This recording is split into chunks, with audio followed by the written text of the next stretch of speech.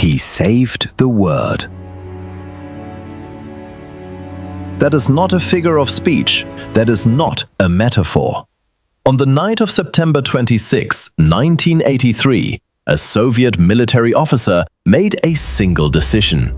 A decision that took less than 10 minutes. And because of that decision, you are alive. Your parents are alive. Your children, if you have them, are alive. Every person you have ever loved is alive.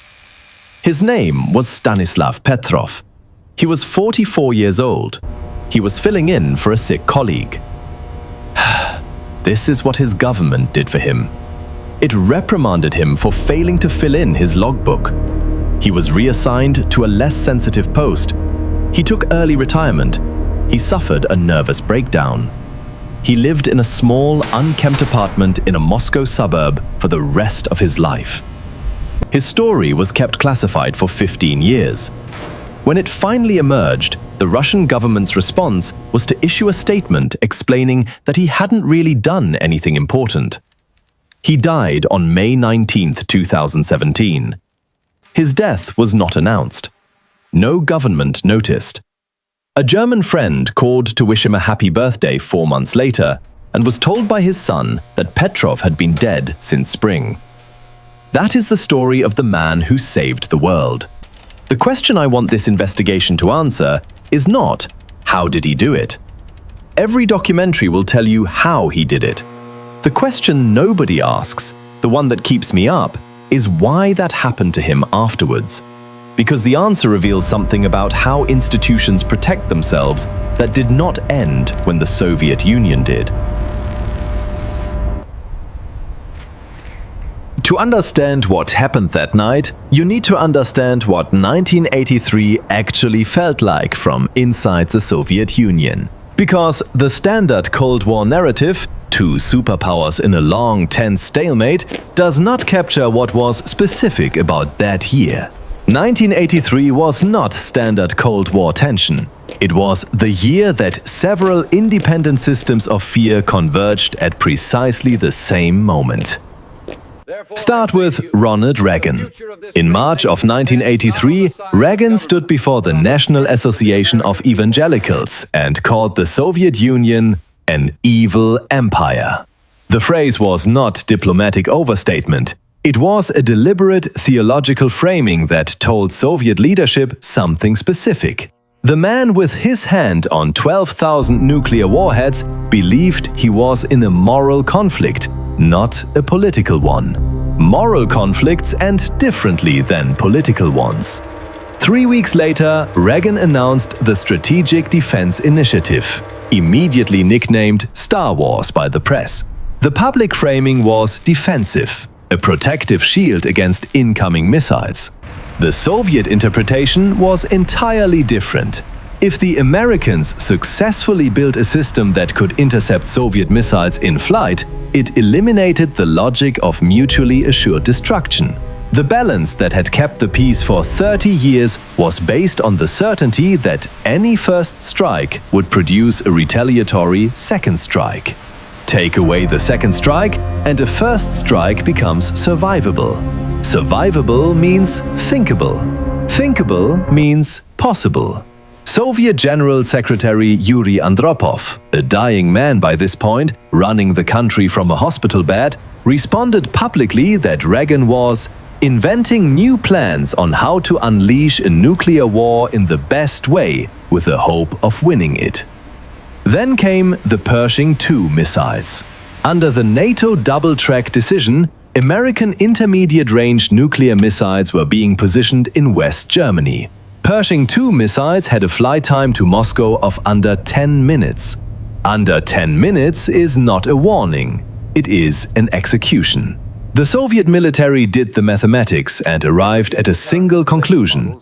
If the Americans intended to use these missiles, the Soviets would have no time to respond after detection. The only rational answer was launch on warning. Fire the moment the satellite says launch, before the missiles arrive. Every one of these pieces, Reagan's theology, the missiles in Germany, The doctrine they had just forced into place was creating something no single person had designed or intended. A machine so wound tight it needed only one thing to fire: a single false reading. One moment where the gap between automated certainty and human judgment closed entirely. That moment was coming. And it was coming to a bunker 60 kilometers south of Moscow on a Tuesday night in September. But first, one more thing you need to know. On September 1st, 1983, 25 days before the incident, the Soviet military shot down a Korean Airlines commercial flight that had drifted into Soviet airspace. All 269 people on board were killed, including a sitting United States congressman. Reagan called it a crime against humanity. The world was watching. Andropov was ill, isolated, and surrounded by advisors who believed, with documented sincerity, that the United States was preparing a first strike. The KGB had launched a covert operation called Ryan, an acronym for Raketno-Yadernoye Napadenie, nuclear missile attack. Its purpose was to monitor every signal from NATO countries for evidence of pre-launch preparation. KGB agents in Western capitals were instructed to watch blood bank donation levels, movements of government officials, patterns in public lighting. The intelligence cycle, as one defector later described it, was feeding the fear. Agents reported what they observed, not what they assessed. And what they observed in 1983 looked alarming from every angle. This was the hair trigger, and Stanislav Petrov was the finger resting on it. Already watching them. Stanislav Yevgrafovich Petrov was born on September 7, 1939, near Vladivostok, in the Soviet Far East. His father had flown fighter aircraft in World War II. His mother was a nurse. He was not a soldier in the traditional sense. He was an engineer. He had studied at the Kiev Military Aviation Engineering Academy and, in the early 1970s, was assigned to the organization that was developing the Soviet Union's new satellite early warning system. He understood the system at the level of its code, because he had to write some of it. This is not a small thing. Petrov did not merely operate the system on the night of September 26. He understood its architecture. He knew where it could fail, and, more importantly, he knew what a failure would look like. By 1983, Petrov held the rank of lieutenant colonel and worked as deputy head of the Department of Combat Algorithms at Serpukhov 15, a secret military bunker located about 60 kilometers south of Moscow. The bunker housed the command center for OKO, the Soviet Union's early warning satellite network. The name means eye in Russian. The OKO system had been rushed into operational service in late 1982. It was not fully tested. It was not fully trusted. The scientists who built it knew it had vulnerabilities. Petrov knew it had vulnerabilities. In interviews given years later, Petrov was visibly uncomfortable with the word hero. He pushed back on it consistently and specifically. "I was just doing my job," he said. "The fact that I was the one sitting there that night was chance. Anyone with the same knowledge of the system would have done the same thing." He may have been right about that. The frightening part is that we cannot know whether he was. At home in the Moscow suburb of Fryazino, his wife Raisa was asleep. His son Dmitry was 12 years old. His daughter Yelena was younger still. He had not told them anything about his work. In a country where classified meant classified, this was normal. On the night of September 26, Petrov was not even supposed to be there. He was filling in for a colleague who had called in sick. He sat down in the commander's chair at the beginning of his 12-hour shift. The bunker was quiet. The systems were running. The alarms were silent. For a few hours, nothing happened. At 0:15 on the morning of September 26, 1983, a single indicator activated on the main console. A large illuminated panel on the wall lit up with a single word in red capital letters. Launch. The siren howled, Petrov told the BBC in 2013. But I just sat there for a few seconds, staring at the big, backlit red screen with the word launch on it. The system was reporting one intercontinental ballistic missile inbound from the United States. Reliability assessment, highest level. In the Soviet doctrine of launch on warning, what happened next was not a decision. It was a procedure. Petrov's role was to immediately notify headquarters. Headquarters would notify the General Staff. The General Staff would notify Andropov.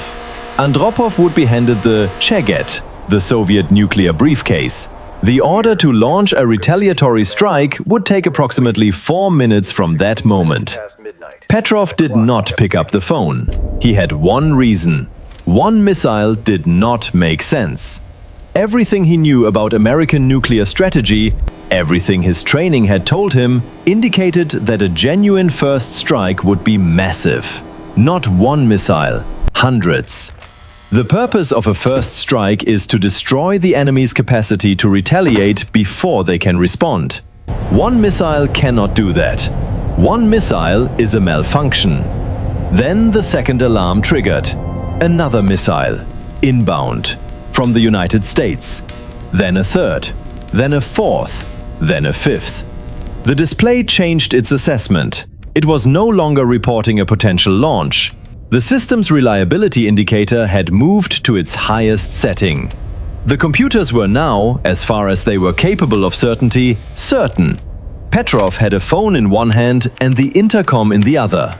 He had ground radar stations below the horizon that could not yet confirm or deny what the satellites were seeing. He had a new system he did not fully trust. He had 5 alarms that his training told him should be accompanied by hundreds more. And he had, by his own later account, a funny feeling in my gut. He told his staff it was a false alarm. He told the officer on the ground radar line that the satellite system was malfunctioning. And then he sat. And he waited. He waited for the confirmation that would tell him he had just ended the world. I realized that I had to make some kind of decision, he told the Associated Press years later. And I was only 50-50. 23 minutes passed. No missiles arrived. 23 minutes later, I realized that nothing had happened, he said. If there had been a real strike, then I would already know about it. It was such a relief. The investigation that followed would determine the cause of the false alarm. The Cosmos 1382 satellite had been positioned at precisely the angle where sunlight, reflecting off the tops of high-altitude clouds above North Dakota, created an infrared signature identical to the heat bloom of a launching intercontinental ballistic missile. A rare atmospheric alignment, a flaw in the system's filtering software. 5 ghost launches generated by a cloud and a star 93 million miles away. He had guessed correctly. Not by certainty, by judgment. For 3 days after that night, Petrov remained in the bunker. He did not sleep. A special Soviet government commission had been convened to investigate what had happened. He answered their questions. He sat in front of the screens he had watched for 23 minutes of his life that he would never be able to fully explain to anyone. General Yuri Votintsev, then commander of the Soviet Air Defense's missile defense units, was the first senior official to hear Petrov's account. Votintsev later stated that Petrov's actions were, in his words, duly noted. He had been praised. He had been promised a reward. The reward never came. Instead, the investigation found something else. In the minutes when Petrov had been managing 2 phones simultaneously, the direct line to headquarters on one hand, the intercom to the radar operators on the other, he had failed to record the incident in the war diary. The official written log of the incident was incomplete. This is what the Soviet system found to say about the night a 44-year-old engineer prevented a nuclear war. It issued him a formal reprimand for improper record keeping. When asked why he hadn't filled in the logbook, Petrov's answer was precise. Because I had a phone in one hand and the intercom in the other, and I don't have a third hand. No promotion, no commendation, no official recognition of any kind. Within a year, he had been moved to a less sensitive post. Shortly after, he left the military entirely and took a civilian job at the research institute that had built the very warning system that had failed on his watch. The institution that had built the broken system gave him a desk. The institution that had used his judgment to survive gave him a reprimand. He came home from those 3 days in the bunker, his son later recalled, completely exhausted. He slept. He said nothing. His wife would not learn what had happened until 10 years later, when parts of the story began circulating quietly. "So what did you do?" she asked him. He struggled to explain.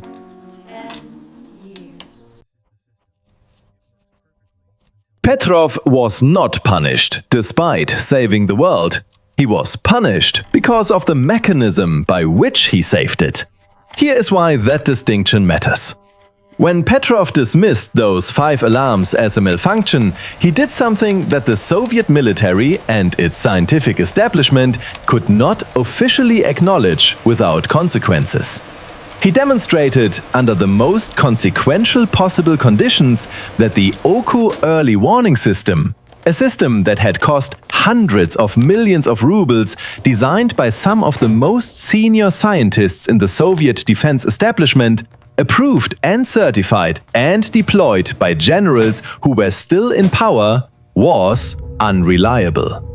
Not just technically unreliable in a way that could be quietly patched, unreliable in the specific existential way that mattered most.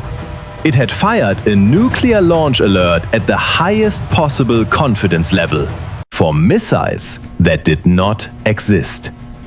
Rewarding Petrov meant acknowledging that his correct judgment had overridden a failed system. Acknowledging that meant the system had failed. The system failing meant the people responsible for it had failed. And the people responsible for it were not junior engineers. They were the scientific and military leadership of the Soviet defense apparatus. He understood exactly what had happened. He told an interviewer in 2004, "If I had been officially rewarded, someone would have had to take the rap." So instead, the institution did what institutions do when an individual exposes a systemic failure. It found the smallest possible procedural irregularity in his conduct, an incomplete logbook, and used that irregularity to reassign the moral weight of the event. The story became Petrov made an error, not the system made an error and Petrov caught it. This is not a Soviet anomaly.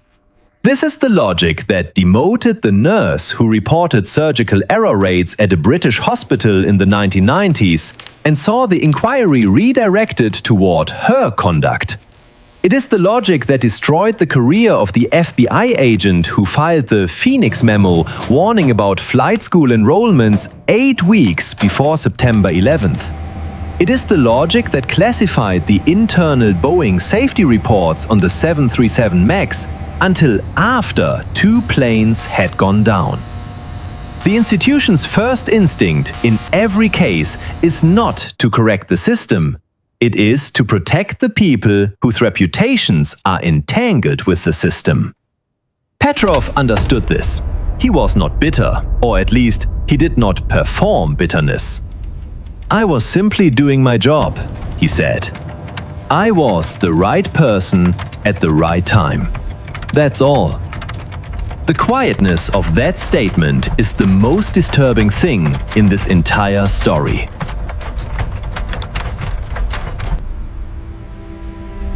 The world did not learn Petrov's story for 15 years.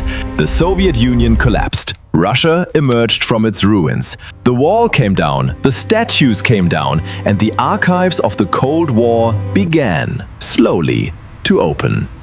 And still, nobody spoke about that night. Raisa Petrov, his wife, died of cancer in the summer of 1997. She had spent the final decade of her life not knowing that her husband had prevented a nuclear war. She died without knowing. She died before the documentaries, before the awards, before the speeches at the United Nations. She died thinking she had been married to a retired engineer. He never told her. And we don't know whether that was kindness or habit, or simply that he had no language for it. The story finally broke into the open in 1998, when General Votintsev, the same man who had praised Petrov in 1983 and then let the reprimand stand, published his memoirs. Petrov said later that without Votintsev's account, he would have forgotten about it himself. Like a bad dream, he said. What followed was a curious thing. The rest of the world noticed. Russia did not. In 2006, the Association of World Citizens gave him an award at the United Nations. The Russian mission responded with a written statement. Petrov's role had been limited. Nuclear retaliation required confirmation from multiple systems. One man could not have changed anything. In 2013, the city of Dresden gave him its Peace Prize. He was 73 years old, traveling from Russia to collect a 25,000 euro award from a German city for an act that his own country still would not officially acknowledge. He came home. He went back to the apartment. Russia said nothing officially. He died on May 19, 2017. The death went unannounced. A German friend called 4 months later to wish him a happy birthday and was told by his son that Petrov had been gone since spring. His son said that few people in their town knew the story. The ones who did had responded in two ways. Some respected him. Some, he said, simply did not care. We need those satellite photos now. Here's something the history books do not usually place next to the Petrov incident. 6 weeks after the night Petrov sat in that bunker, a NATO military exercise called Able Archer 83 began. It was an annual exercise, a simulation of nuclear command procedures run every year. But the 1983 version included new elements. Different communication formats, radio silences, realistic depictions of nuclear release authority. And the Soviet response was, in the words of the later declassified analysis, unprecedented. Soviet nuclear forces went on high alert. Nuclear-armed aircraft were placed on standby. The Soviet military began preparations it had never initiated for a NATO exercise before. Because they thought it was real. A 1990 report by the President's Foreign Intelligence Advisory Board, a report that took over a decade of Freedom of Information requests to declassify, concluded with a sentence that should have permanently altered how we understand that year. It read, "In 1983, we may have inadvertently placed our relations with the Soviet Union on a hair trigger." The most dangerous year of the Cold War was not the product of hostile intent. It was an accident. Two systems, each rational on its own terms, each built for speed and certainty, had reduced the space for human judgment to almost nothing. Petrov sat in that remaining space for 23 minutes. Now, consider this. The nuclear early warning systems of both the United States and Russia are still operating on hair trigger alert. The average decision window between detection and launch confirmation has not significantly increased since 1983. The logic of launch on warning, which created the pressure that made Petrov's situation possible, remains in place. And here's the question I cannot answer for you. Petrov's story was classified for 15 years. It only became public because one general decided to write about it in his memoirs. Since September 26, 1983, how many other Petrovs have there been? How many other officers in how many other bunkers have looked at an alarm and made a judgment call and been right? And had their stories quietly buried, because acknowledging them would mean acknowledging that the system, again, had failed. We don't know. We probably cannot know. The classification periods for nuclear command incidents typically exceed 30 years. What we know is that the next Petrov is sitting somewhere right now, in a bunker, on a 12-hour shift, possibly filling in for a sick colleague, and we know what will happen to them if they are right. Stanislav Petrov's story is not unique in its structure. What makes it rare is that we know about it. Most of the time, the gap between the official version of history and the documented reality beneath it stays hidden. In classified files, in institutional silence, in the careers of people who were quietly moved on for knowing too much. That gap is what this channel investigates. One event. Every week, one event, one buried truth, one argument that changes what you thought you understood. If that is worth your time, subscribe. There is no algorithm that will find you the next one. You have to choose to come back. The next investigation is already underway.